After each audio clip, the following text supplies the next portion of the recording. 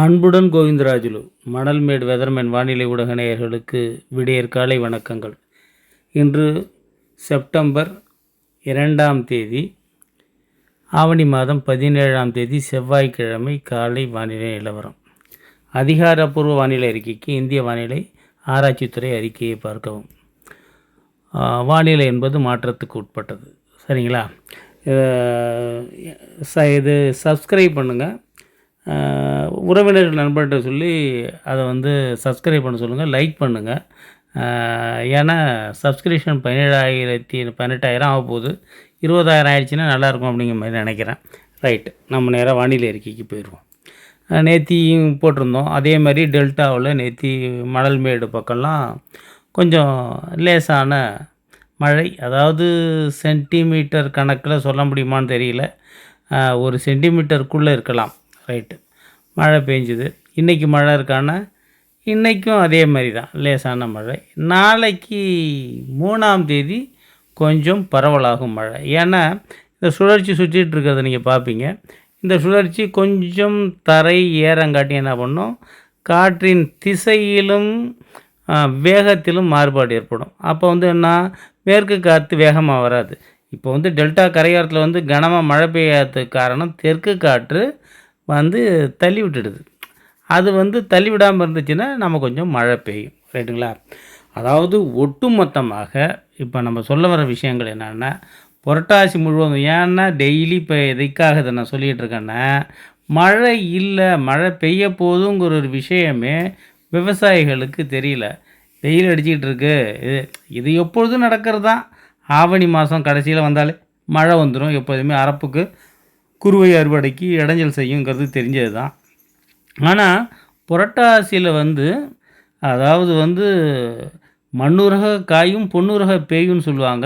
இந்த வாட்டி பாதி நாள் சொல்லுவாங்க, 15 days. இந்த வாட்டி அந்த மாதிரி கிடையாது. ஃபுல்லாகவே பொன்னுருக காயாமல் மண்ணுருக பேய போகுது. மண்ணுருக பேயறதுனா எப்படின்னு கேட்டிங்கன்னா, மிக கனமழையாக இருக்கும் அப்படின்னு சொல்கிறாங்க. இப்போ 2 நாள் முன்னாடி பார்த்தோம், இப்போ மழை மேக வெடிப்பு மழை சென்னையில் 27 சென்டிமீட்டர். அதாவது எல்லாமே பிரதீப் ஜான் கூட சொல்லிட்டாரு, 10 சென்டிமீட்டர் மழை பெஞ்சதெல்லாம் உண்மைதான் அப்படின்னு சொல்லிட்டு.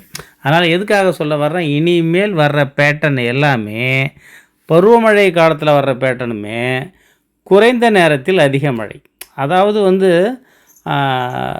உடனே தண்ணி வடிய முடியாது. இந்த லோக்கல் ஃப்ளட்டுன்னு சொல்லுவாங்க. இப்போ நம்மளை மாதிரி சமவெளி பகுதி, வயல்வெளி பகுதியெல்லாம் போயிடும்.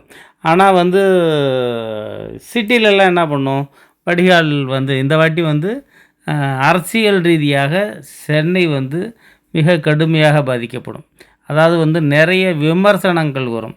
ஏன்னா அந்த மாதிரி மழை சாதாரண நாள்லேயே ஒன்றும் பண்ண முடியாது. இதை ஒரு மாதிரி விமர்சனங்களை எதிர்கொண்ட வேண்டிய அரசு அந்த சூழ்நிலைக்கு தள்ளப்படும். இந்த வண்டி லானினா ஆண்டு நெகட்டிவ் வைவோடி லானினா ஆண்டு. அதாவது சுகர் ஃபேக்டரி மாதிரி தான். இருந்தாலும் பெஞ்சாலும் பெய்யும், பெய்யாட்டியும் போகும் கதை தான் இது. 5 வருஷம் அப்படி இருந்துச்சு, 10 வருஷம் எப்படி இருந்துச்சு, அந்த கதையெல்லாம் நம்ம சொல்ல முடியாதுங்க. இது என்ன நடக்கும்னு கேட்டிங்கன்னா, என்னை பொறுத்த வரைக்கும் தென் மாவட்டங்களுக்கு வடகிழக்கு பருவமழையால் பெரிய மழை கிடைக்க போகிறது இல்லை. அப்படிங்கிறது நிறைய மழை கிடைக்காது. ஆனால் ஆந்திராவை ஒட்டிய சென்னை உள்ளிட்ட மாவட்டங்களுக்கு மிக கனமழை வாய்ப்பு இருக்குது.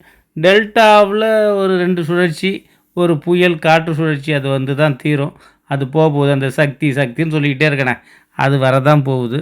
இப்போ என்ன பிரச்சனைன்னு கேட்டிங்கன்னா, புரட்டாசிக்குள்ளேயே அந்த நிகழ்வு வந்துருமோ, அதாவது தெற்கு ஆந்திரா சொல்கிறாங்கள்ல, அது சென்னைக்கு வந்துருமோ அப்படிங்கிற ஒரு பயம் கூட, ஒரு பயமில் ஒரு அனுமானம் கூட எனக்கு இருக்குது. ரைட்டு.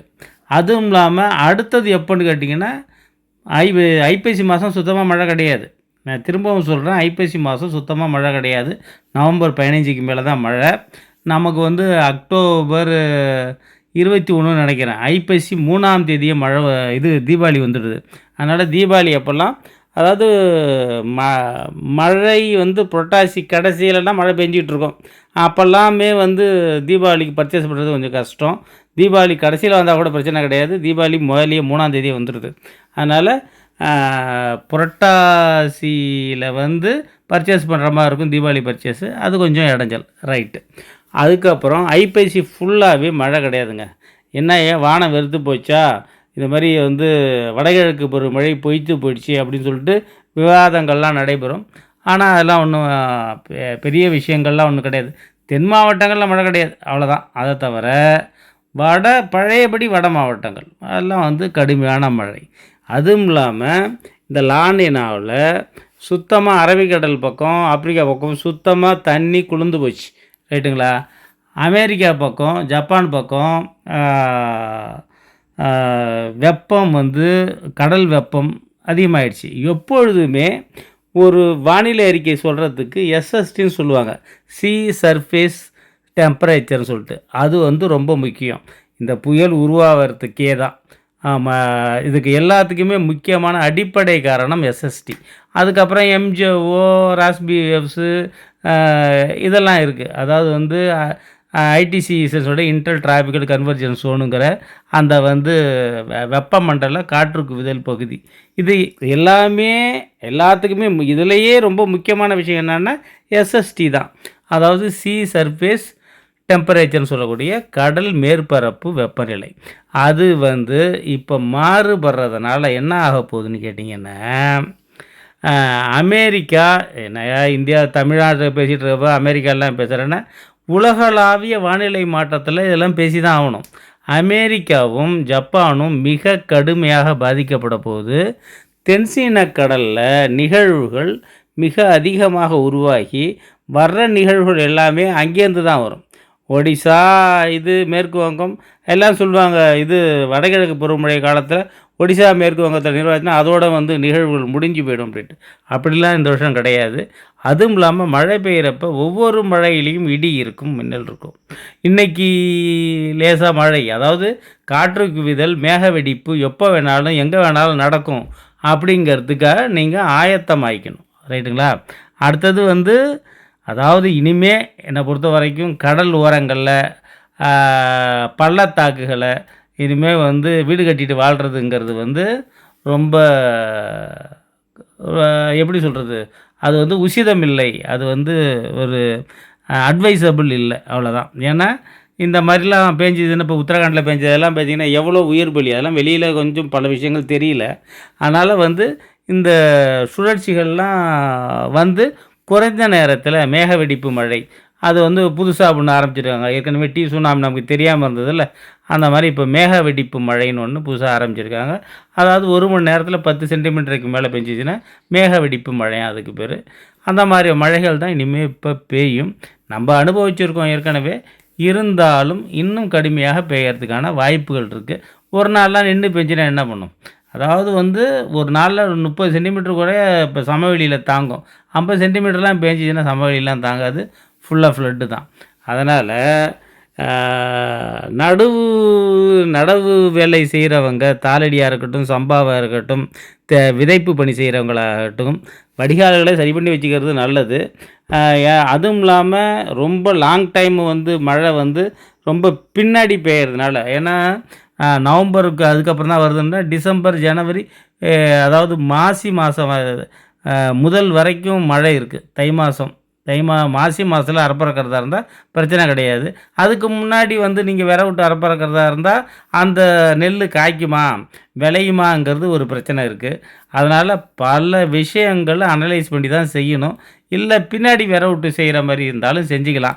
ஏன் இதில் போய் பாட்டிட்டு பள்ளமாக இருக்கிறவங்களாம் கொஞ்சம் அவாய்ட் பண்ணிவிட்டு பின்னாடி வந்து, அதாவது வந்து குறுவையில் வந்து நம்ம வச்சா தான் தண்ணி, நம்ம வைக்கலைன்னா தண்ணி இல்லை. ஆனால் சம்பாவில் வந்து வானம் வந்து தண்ணி வச்சிடும், அதை வந்து வடி வைக்கிறதுக்கு கஷ்டப்படணும். இதெல்லாம் பல விஷயங்கள் யோசனை பண்ணணும். மழையை நம்பி சில பிரதேசங்கள் இருக்கும், சில மண் அந்த இது இருக்கும், வகைகள் இருக்கும், அந்த இடங்கள் இருக்கும். அதனால் மழையை நம்பி இருக்கிறவங்களுக்கு ஒரு விஷயம், பம்பு செட்டு தண்ணி நம்பி இருக்கிறவங்க வந்து இவ்வளோ ரிஸ்க் எடுக்கணுமாங்கிறதெல்லாம் பார்க்கணும். விஷயம் புரிஞ்சிருப்பீங்கன்னு நினைக்கிறேன். நன்றி, வணக்கம்.